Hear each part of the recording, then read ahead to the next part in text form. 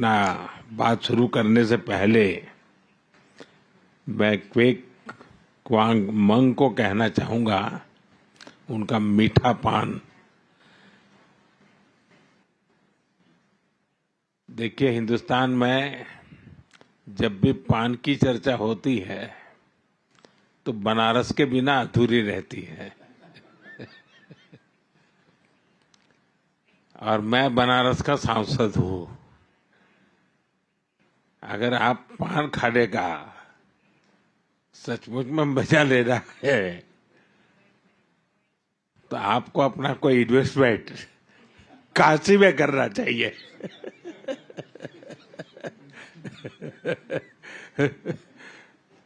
भारत भी इंडस्ट्री 4.0 को ध्यान में रखते हुए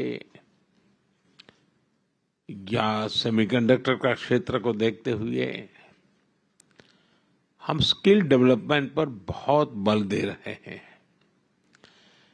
भारत की आवश्यकताओं के साथ उसका संबंध एक ग्लोबल जॉब मार्केट के से भी जुड़ा हुआ है। अगर आपकी कंपनियां ग्लोबली क्या चल रहा है उसका एक अगर सर्वे करें, ग्लोबल डिमांड क्या है उसका अगर एक एनालिसिस करें और उसके अनुसार भारत में स्किल डेवलपमेंट के लिए आए तो ग्लोबल जॉब मार्केट को बड़ी आसानी से एड्रेस कर सकते हैं। ये मेरा तीसरा कार्यकाल है और आप में से जो लोग भारत से परिचित हैं उनको पता है कि 1962 के बाद 60 साल के बाद भारत में किसी सरकार को तीसरी बार देश की जनता ने सेवा करने का अवसर दिया है और दुनिया में सबसे ज्यादा लोगों ने वोट कर करके इस सरकार को बनाया है। और उसका मूल कारण है कि 10 साल का इस सरकार के नीतियों पर विश्वास, उसकी नीयत पर विश्वास और देश को जिस दिशा में हम ले जा रहे हैं, देश में जिस ऊंचाई को प्राप्त करने का हम प्रयास कर रहे हैं, वो भारत के सामान्य मानवीय के एस्पिरेशंस के अनुकूल है।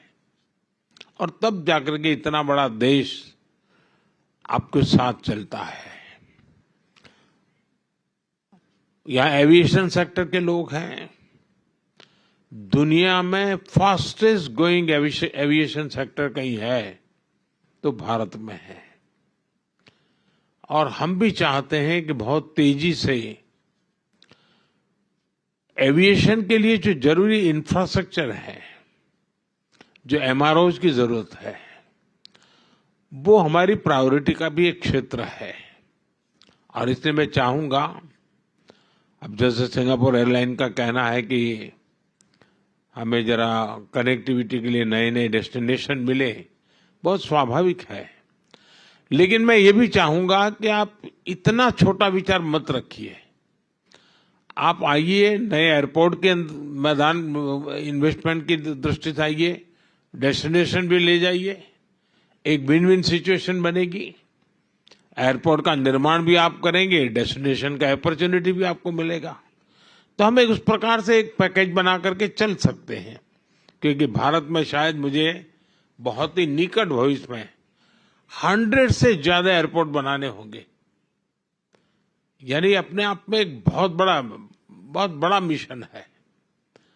क्योंकि जिस प्रकार से मेरा यहाँ एविएशन सेक्टर का ग्रोथ है और जिस प्रकार से एस्पिरेशनल सोसाइटी के ये जो मांग है, आज मैं उसको कैटर नहीं कर पा रहा हूं। हम कम पढ़ रहे हैं, हमें बहुत बड़ी आवश्यकता है। हमने पूरी दुनिया को एक वादा किया है